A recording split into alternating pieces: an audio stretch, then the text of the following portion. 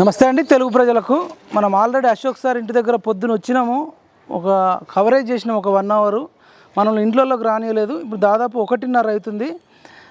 చాలామంది ఆస్పిరెంట్స్ కూడా వచ్చుకుంటా మరలిపోతున్నారు. చుట్టూ పోలీసులే ఉన్నారు. ఇప్పుడు మనం ఇంతకుముందు ఆదర్శ అపార్ట్మెంట్కు ముందు గేట్ నుంచి చేసినాం. ఇప్పుడు బ్యాక్ సైడ్, ఎందుకంటే అటు సైడ్ అంతా పోలీసులు ఉన్నారు. చూద్దాం, మీకు ఇదంతా చూపిస్తాం. ఆదర్శ అపార్ట్మెంట్కి ఇదంతా బ్యాక్ సైడు. కొద్దిమంది ఆస్పిరెంట్స్ వచ్చారు, వాళ్ళు ఇట్లా వస్తారు. ఇక్కడ నీడలో చేస్తాం. ఇక్కడ అందరు ఉన్నారు.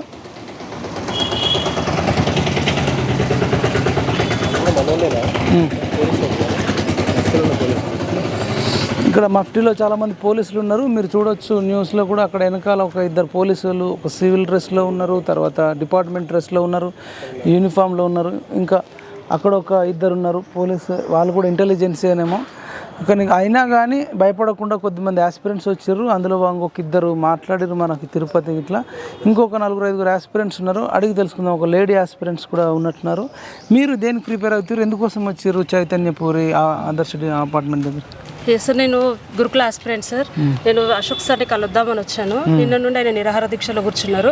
అట్లీస్ట్ ఆయన కలిసి మా మద్దతు తెలుపుదామని వస్తే ఇక్కడ పోలీస్ వాళ్ళు అలౌ చేయట్లేదు. వాళ్ళు మఫ్తీలో ఉన్నారు, వాళ్ళేనో కథ కూడా తెలియలేదు. మమ్మల్ని అక్కడ నించొనియట్లేదు. అట్లీస్ట్ బైక్ మీద వస్తే అక్కడ ఒక సెకండ్ కూడా నించొనియట్లేదు, పంపించేస్తున్నారు. ఏమంటున్నారు? వెళ్ళిపోమంటున్నారు సార్, కలవనియమంటున్నారు. సార్ని కలుస్తాం సార్ ఒకసారి అంటే అసలు అలో చేయట్లేదు. అక్కడ వరకు కూడా రానియట్లేదు, వినట్లేదు. వెళ్ళిపోమంటున్నారు. ఇప్పటి వరకు కూడా గవర్నమెంట్ మీద ఒక చిన్న నమ్మకం ఉండే సార్, వాళ్ళు మాకు పాజిటివ్గా రెస్పాన్స్ ఇస్తారని. రేవంత్ రెడ్డి గారి మీద చాలా నమ్మకం ఉండే. కానీ ఇప్పటి వరకు కూడా ఆయన ఏం రెస్పాన్స్ ఇవ్వకపోవడము. ఆయన ప్రతి మీటింగ్లో మేము ఎక్స్పెక్ట్ చేస్తున్నాం ఆయన ఏదైనా మా గురించి మాట్లాడతాడేమో అని. కానీ ఇంతవరకు ఆయన ఏం మాట్లాడలేదు. ఇప్పుడు కూడా అట్లీస్ట్ ఆయన రెస్పాన్స్ అయ్యి ఆయన ఏమైనా రియాక్ట్ అయ్యి మా గురించి ఆలోచిస్తే బాగుంటుందని మేము ఆశిస్తున్నాం సార్. మీ పేరు ఏం పేరు? నా పేరు ధనలక్ష్మి సార్. మీరు దేనికి ఎగ్జామ్ రాశారు? గురుకుల సార్, గురుకుల టీజీటీ 1:2లో వచ్చాను సార్. ఎన్ని వచ్చినాయి మార్క్స్? 135 సార్. ఇప్పుడు మీకు ఒకవేళ ఏంది మీ డిమాండ్? డిసెండింగ్ ఆర్డర్ పాటించాలి, రిలింక్విష్మెంట్ ఇవ్వాలి. సో దాని ద్వారా ఇప్పుడు నా ఫ్రెండ్సే ఉన్నారు సార్, ఒక్క జాబ్కి 4 జాబ్లకు ఒక్కరే సెలెక్ట్ అవ్వడం అట్లా. సో వాళ్ళే అంటున్నారు మాకు రిలింక్విష్మెంట్ ఇస్తే మేము ఒక్క జాబే తీసుకుంటాం కదా, మిగతా పోస్టులలో ఇప్పుడు 1:2లో ఉన్న వాళ్ళకి వచ్చే ఛాన్సెస్ ఉంటుంది కదా అని మా ఫ్రెండ్స్ వచ్చిన వాళ్ళే మాతో చెప్తున్నారు సార్. సో అట్లాంటప్పుడు వాళ్ళు ఇవ్వడానికి రెడీగా ఉన్నప్పుడు గవర్నమెంట్కి ఏంటి ప్రాబ్లం? ఇప్పుడు ఒకవేళ సపరేట్గా 9,210 పోస్టులకు వాళ్ళు సపరేట్గా కనుక రాసుంటే వాళ్ళు కంపల్సరీ ఇచ్చేవాళ్ళే కదా. ఇప్పుడు ఒక్క పోస్టుకి 4 పోస్టులకు ఒక్కరు సెలెక్ట్ అయ్యారు. అదే 4 పోస్టులకు 4 ఉన్నప్పుడు వాళ్ళు ఇవ్వాల్సిందే కదా సార్. అదే కదా మేము అడుగుతున్నది కూడా. వాళ్ళు ఇస్తున్న పోస్టులు కరెక్ట్గా ఇవ్వమని మేము డిమాండ్ చేస్తున్నాం. అంతకుమించి సీఎం గారిని కలవచ్చు, మంత్రులను కలవచ్చు, ఇట్లా అక్కడ కూడా అలో చేయట్లేదు సార్. అక్కడికి వెళ్ళినాం సార్ మేము. సీఎం ఇంటికి కూడా రమ్మంటే అక్కడికి వెళ్ళినాం. ఆ రోజు సార్ లేరని చెప్పినారు. మళ్ళీ ఇంద్ర పార్క్ దగ్గర ధర్నా చేసినాం ఆ రోజు. నిన్న కూడా వచ్చినాం సార్ దగ్గరికి. మొత్తం రోడ్లు పట్టుకొని తిరిగినాక కూడా ఆయన కొంచెం కూడా రియాక్ట్ అవుతారు. ప్రతి చిన్న విషయాన్ని ఆయన సీరియస్గా తీసుకొని ఆయన రియాక్ట్ అయినప్పుడు, ఇంత పెద్దగా జరుగుతున్నప్పుడు ఆయన ఎందుకు మాట్లాడట్లేదు అనేది చాలా బాధ అనిపిస్తుంది సార్. ఆయన మీద నమ్మకం పోతుంది. నియోజకవర్గం మాది కంటోన్మెంట్ సార్. కంటోన్మెంట్. మీరు కంటోన్మెంట్లో సికింద్రాబాద్ లాస్ట్ ఇయర్ గెలిచారు TRS. Last year sir. Okay, ఏం చెప్తారు ఫైనల్గా సీఎంకు? సీఎం సార్ ఇప్పటికైనా రియాక్ట్ అయ్యి మా గురించి ఆలోచించి మాకు రిలింక్విష్మెంట్ ఆప్షన్ ఇవ్వాలని మేము కోరుకుంటున్నాం సార్. Okay, right. ఇంకా కొద్దిమంది ఆస్పిరెంట్స్ ఉన్నారు. వీళ్ళు మొన్న ధర్నా చౌక్ దగ్గర పర్మిషన్ రావడానికి, ఆ మీటింగ్ పెట్టుకోవడానికి ముఖ్య పాత్ర వహించిన వాళ్ళు ఉన్నారు. మరి వీళ్ళు కూడా ఈరోజు మళ్ళీ ఎందుకు వచ్చారు? ఆల్రెడీ ధర్నాకు పర్మిషన్ ఇచ్చారు, ధర్నా అయిపోయింది. మళ్ళీ ఈరోజు మరి అశోక్ సార్ వాళ్ళ ఇంటికి ఎందుకు వచ్చారు, చైతన్యపూర్ ఎందుకు వచ్చారు అడుగుదాం. చెప్పండి, మీ పేరు? నా పేరు రాజు. నేను గురుకుల ఆస్పిరెంట్ని. టీజీటీలో 1:2లో సెలెక్ట్ అయినాం మేమందరము. మేము మొన్న రోజున ధర్నాకు పర్మిషన్ తీసుకున్నాము. కమిషనర్ గారు మనకు పర్మిషన్ లేట్ నైట్ ఇవ్వడం వల్ల మేము కొంచెం తక్కువ మెంబరు రావడం జరిగింది. 300 మందితోటి మేము ధర్నా నిర్వహించాము. ఈ ధర్నా కంటే ముందే మేము ఈ గురుకులాలలో రిలింక్విష్మెంట్ పాటించాలని, డిసెండింగ్ ఆర్డర్ పాటించాలని ఫస్ట్ మేము డిప్యూటీ సీఎం గారికి, బట్టి విక్రమార్క గారికి, జూపల్లి కృష్ణారావు గారికి, వేము నరేందర్ రెడ్డి గారికి, ప్రభుత్వ సలహాదారు అయిన వేము నరేందర్ రెడ్డి గారికి, మరియు ప్రభుత్వ ప్రధాన కార్యదర్శి అయినటువంటి శాంతకుమారి మేడం గారికి అందరికీ రిప్రజెంటేషన్ ఇచ్చాం. ఒక సీఎంకు తప్ప ఇంతమంది రిప్రజెంటేషన్ ఇచ్చినప్పుడు వీళ్ళందరూ సానుకూలంగానే స్పందించారు. రిలింక్విష్మెంట్ పాటిస్తామన్నారు, డిసెండింగ్ ఆర్డర్ పాటిస్తామని చెప్పారు. కానీ ఇంతవరకు కూడా మనకు ఎలాంటి హామీ రాలేదు. గురుకుల బోర్డు చైర్మన్ అయిన కన్వీనర్ అయిన మల్లయ్య భట్టును కలిస్తే మేము ముఖ్యమంత్రి గారు చెప్తే తప్ప మేము ఇది ఇంప్లిమెంట్ చేయమని స్వయంగా మాతోటి మేము అందరం వెళ్ళి కలిసినప్పుడు మాకు చెప్పడం జరిగింది మల్లయ్య భట్ గారు కూడా. మరి ఇట్లా మల్లయ్య భట్ గారు చెప్తున్నారు అని చెప్పేసి సీఎం గారికి పర్మిషన్ కోసము మేము చేయని ప్రయత్నం అంటూ లేదు. మేము మొన్న ధర్నా రోజున కమిషనర్ గారికి కూడా చెప్పాం, మేము ధర్నా చేయడానికి రాలేదు సార్, మాకు ముఖ్యమంత్రిని కల్పించండి, మాకు ఈ రిలిక్విష్మెంట్ ఆప్షన్ ఇప్పించండి అని చెప్తే మీకు 3-4 గంటలు వెయిట్ చేసి మీరు సాయంత్రం 4 o'clock రండి, మీకు ముఖ్యమంత్రి అపాయింట్మెంట్ ఇప్పించే ప్రయత్నం చేస్తాను అని కూడా చెప్పాడు. అలా చెప్పిన తర్వాత మేము 4 గంటల తర్వాత పోయిన తర్వాత సార్ బిజీ షెడ్యూల్ వల్ల మేము పర్మిషన్ ఇప్పించలేకపోతున్నాము, మీకు ధర్నా పర్మిషన్ కూడా రావడం లేదని చెప్పేసి మమ్మల్ని వెళ్ళిపోమని కూడా చెప్పాడు. తర్వాత తీరా సమయము 8 గంటలకు ఫోన్ చేసి మీకు పర్మిషన్ వస్తుంది, మీరు లెటర్ తీసుకుపోవాలని చెప్పేసి మమ్మల్ని తిరిగి బ్యాక్ రప్పించుకున్నాడు కమిషనరేట్కి. మేము ఆ లెటర్ తీసుకోవడానికి మాకు 10 అయింది.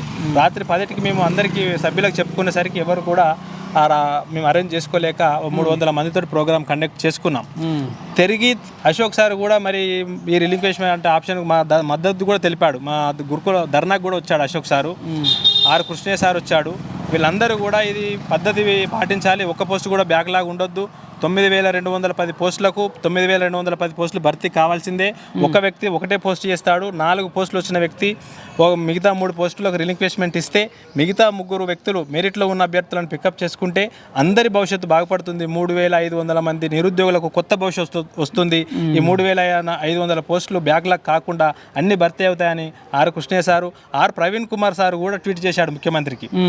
ఎక్స్ న్యూస్ ద్వారా చెప్తే దానికి రిప్లై కూడా ఇచ్చాడు ముఖ్యమంత్రి, మీరు చెప్పిన సలహాలు బాగా ఉన్నాయి, మీది ప్రజాపాలన, ఈ ప్రజాపాలనలో మేము మాది ప్రజాపాలన అందరి సూచనలు తీసుకుంటాము, తప్పకుండా మేము అమలు చేస్తామని మళ్ళీ రిప్లై ఇచ్చాడు ప్రవీణ్ కుమార్ సార్కి. కానీ అది ఇప్పటి వరకు కూడా అమలుకు నోచుకుంటలేదు.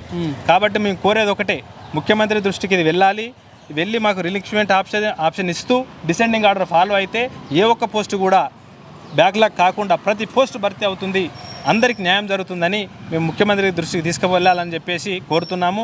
అదేవిధంగా అశోక్ సార్ చేసింది ఏం లేదు, ఇక్కడ మా అందరి తరఫున ఉద్యోగాలు పెంచమని, రిలింక్వేష్మెంట్ ఆప్షన్ ఇవ్వాలని, గురుకుల అభ్యర్థులు నష్టపోతున్నారని సార్ పర్మిషన్ అడిగాడు. మీరు పర్మిషన్ ఇస్తే ఈ రిస్కే ఉండకపోతుండే. పర్మిషన్ ఇవ్వకుండా విద్యార్థులందరూ రోడ్ల మీదకి వచ్చి అనేక కష్టాలు పాలవుతున్నారు. దయచేసి ఇప్పుడే నిరుద్యోగులను రోడ్డు ఎక్కనియకండి. ముఖ్యమంత్రి గారు, మేము తెచ్చుకున్న ప్రభుత్వము, మేము అందరూ సపోర్ట్ చేస్తేనే మీ ప్రభుత్వం వచ్చింది. మళ్ళీ ఇప్పుడే వ్యతిరేకత స్టార్ట్ అవుతే మళ్ళీ ఇది మంచి పద్ధతి కాదు. మేము 10 ఏళ్ల కోళ్ళు నష్టపోయాము, మళ్ళీ ఇప్పుడు మేము నష్టపోవడానికి సిద్ధంగా లేము. దయచేసి మేము అనుకున్న నిరుద్యోగుల ఆకాంక్షలు నెరవేర్చడం కోసము మాకు ఒక అపాయింట్మెంట్ ఇవ్వండి, లేదా మేము మా ఆకాంక్షలు మీరు ఇంటెలిజెన్స్ ద్వారా తెలుసుకొని అవి అమలు చేయండి. అంతే, ఇది నిరుద్యోగులందరి తరపున మేము కోరుతున్న రిక్వెస్ట్. ముఖ్యంగా మా గురుకులాలలో రిలింక్వేష్మెంట్ ఆప్షన్ ఇమీడియట్గా ఎలక్షన్ కోడ్ రాక ముందుకే అమలు చేస్తూ 2,910 పోస్టులను వెంటనే భర్తీ చేయాలి. వాళ్ళని ఎట్లాగైతే ఎల్బీ స్టేడియంలో మీరు పట్టాలి ఆర్డర్ ఇచ్చారో మిగతా 4,000 మంది అభ్యర్థులను పిలుచుకొని మీరు అదేవిధంగా మాకు కూడా మీరు ఆర్డర్ కాపీలు ఇస్తారని మేము ఆశపడుతున్నాము. దాన్ని మీరు నిలబెట్టుకోండి, మా నమ్మకాన్ని మీరు పొడగొట్టుకోకండి దయచేసి. Okay, right. ఇంకొక ఆస్పిరెంట్ ఉన్నాడు. మరి మన రాజు చెప్పిన డిమాండ్స్ అన్నీ న్యాయమైన డిమాండ్లా? అసలు మీరే స్టూడెంట్స్ని రెచ్చగొడుతున్నారా? మొన్ననే గవర్నమెంట్ వచ్చింది కదా, ఒక 100 రోజులన్నా మీరు ఎందుకు వెయిట్ చేస్తలేరు? నమస్తే సార్, నా పేరు జయశంకర్. నేను గురుకుల ఆస్పిరెంట్ జూనియర్ లెక్చరర్ జాబ్కి నేను అప్లై చేశాను. 1:2లో ఉన్నాను. మేము ఈ జాబ్ల కోసం కనీసం అన్నింటిని వదిలిపెట్టి హాస్టల్స్లో ఉంటూ స్టడీ హాల్స్ తీసుకుంటూ కనీసం 2 సంవత్సరాలు ప్రతిరోజు 10-12 గంటలు కష్టపడి చదివి దీనికోసమే ఎదురు చూస్తున్నాం సార్. ఎంతో కష్టపడితే కానీ, మేము ఎన్నో సాక్రిఫైజెస్ చేస్తే కానీ ఈరోజు 1:2లో లేము. అయితే 1:2లో ఉన్నాం కదా అని సంబరపడే లోపే ప్రభుత్వం మా తలపైన ఓ పిడిగేసినట్టు పెద్ద రాయెత్తేసింది. ఇక్కడ ఏమైంది అని అంటే 1:2 అంటేనే ఒక పోస్ట్కి 2ని పిలవడం. అంటే ఆ పోస్ట్లో ఒక వ్యక్తి, మొదటి వ్యక్తి జాయిన్ అయినా లేదు, ఆ వ్యక్తి ఆ పోస్ట్లో జాయిన్ కానప్పుడు, లేకపోతే ఆ పోస్ట్లో అన్ఫిట్గా ఉన్నప్పుడు 2వ వ్యక్తిని ఆ పోస్ట్లోకి తీసుకోవాలి. అది రిలింక్విష్మెంట్లో. ఇంకొకటి ఏంటంటే మేము బ్యాక్లాగులను ఫిలప్ చేయమని అడగట్లేదు, నాన్ జాయినింగ్ పోస్టులను నింపండి అని అడుగుతున్నాము. బ్యాక్లాగ్ ఏంటంటే ఒక వ్యక్తి ఒక పోస్ట్లో జాయిన్ అయ్యి ఒక 60 రోజుల వరకు జాబ్ చేసి 60 రోజుల తర్వాత దాన్ని రిజైన్ చేసి వెళ్ళినప్పుడు అది బ్యాక్లాగ్ అవుతుంది. ఇక్కడ ఒకే వ్యక్తి 2-3 పోస్టులకు ఆర్డర్ కాపీ తీసుకొని అత్యున్నత పదవి మాత్రమే. For example degree lecturer, junior lecturer, PGT, TGT join అయ్యి 4 ఆర్డర్ కాపీలు ఒక వ్యక్తి తీసుకున్నప్పుడు అతను డిగ్రీ లెక్చరర్ పోస్ట్ మాత్రమే చేస్తాడు. మిగిలిన పోస్టులు అనేటివి అవి నాన్ జాయినింగ్ కింద పడతాయి. అయినప్పుడు ఏమవుతుంది అని అంటే డౌన్ మెరిట్లో ఏ స్టూడెంట్ అయితే ఉంటాడో ఆ డౌన్ మెరిట్లో ఉన్న స్టూడెంట్కు ఇది అవకాశం వస్తుంది. ఇప్పుడు ప్రభుత్వం ఏం చేసింది అని అంటే రిలింగ్విష్మెంట్ అనే ఆర్డర్ ఆ జీవోని కొట్టేసింది 2019లో. కానీ ఇక్కడ 1:2 పిలవడం ఉద్దేశం ఏంటంటే ఒక వ్యక్తి 2-3 సెలెక్ట్ అయ్యి ఒక పోస్ట్ను అతను జాయిన్ కానప్పుడు నెక్స్ట్ మెరిట్లో ఉన్న వ్యక్తికి ఇవ్వాలి. కానీ ఇప్పుడు ఇవ్వట్లేదు. ఇట్లా 9,210 పోస్టుల్లో కనీసం 3,500 పోస్టుల పైగా మిగిలిపోతున్నాయి. గవర్నమెంట్ ఏం చేస్తుంది అని అంటే ఈ పోస్టులని బ్యాక్లాగ్లో వేసి మళ్ళీ నెక్స్ట్ నోటిఫికేషన్ ఇద్దామన్న ఆలోచనలో ఉందో మాకు తెలియదు. కానీ 3,500 కుటుంబాలు అభ్యర్థుల జీవితాలు రోడ్డు మీదకి వస్తున్నాయి ఈరోజు. వీళ్ళు అన్ని రకాలుగా అర్హులు ఈ జాబ్లో జాయిన్ అవ్వడానికి. ఇప్పుడు 1:1లో వచ్చిన అభ్యర్థికి రాని అభ్యర్థికి కేవలం 0.25 మార్క్స్, 0.50 మార్క్స్, 1 మార్కు డిఫరెన్సే ఉంది. ఆ జాబ్లో ఆ వ్యక్తి జాయిన్ అవ్వనప్పుడు 1:2లో ఉన్న రెండవ వ్యక్తి ఖచ్చితంగా ఆ జాబ్ చేయడానికి 100% అర్హుడే. కానీ ఈ విషయాన్ని ప్రభుత్వం విస్మరించి ఈ అభ్యర్థులకు తీవ్రని అన్యాయాన్ని కలిగిస్తుంది. ప్రభుత్వానికి మేము తెలియజేసుకుంటున్నది ఒకటే, సార్ మేము 10 సంవత్సరాలు గత ప్రభుత్వంలో నలిగిపోయి విసిగిపోయి మేము మిమ్మల్ని నెత్తి మీద పెట్టుకుంటే మమ్మల్ని మీరు పాతాళానికి తొక్కేస్తున్నారు. ఒక్కసారి ఏ వ్యక్తి పైన నెగిటివిటీ, అపోజిషన్, అసంతృప్తి మొదలైంది అని అంటే తర్వాత మీరు ఎన్ని మంచి ప్రయత్నాలు చేసినా, ఎన్ని మంచి పనులు చేసినా అది అసంతృప్తి అనేది సంతృప్తిగా కన్వర్ట్ చేయలేకపోతారు.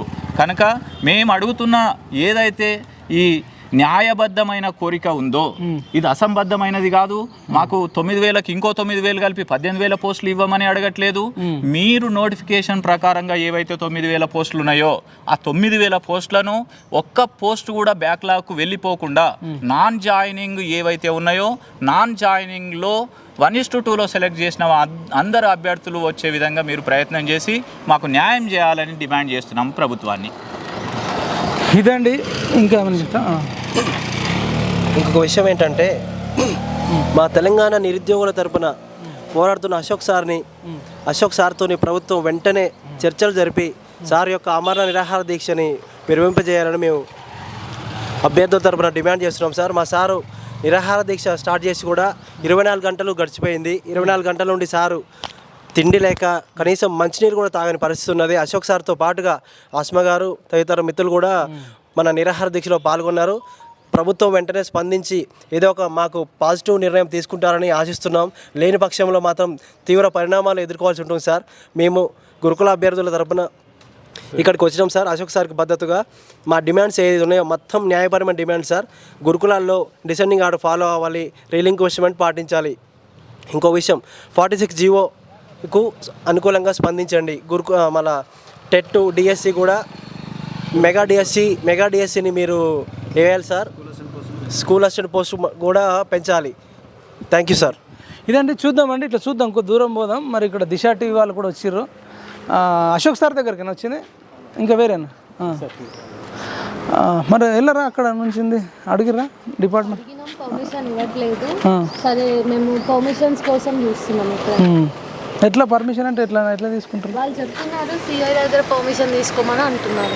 ఎట్లా ఏ రకంగా తీసుకోవాలంటే అంటే లెటర్ రాయాలా లేకపోతే ఎట్లా పర్మిషన్?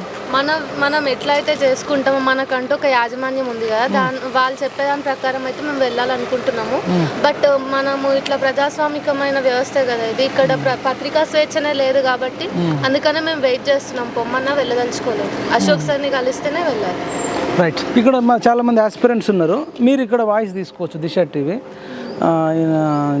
వీళ్ళు అంతా కూడా గురుకుల ఆస్పిరెంట్స్. మీరు దయచేసి దిశ టీవీ వాళ్ళు కూడా ఇలా కవర్ చేయాలని మేము కోరుకుంటున్నాం.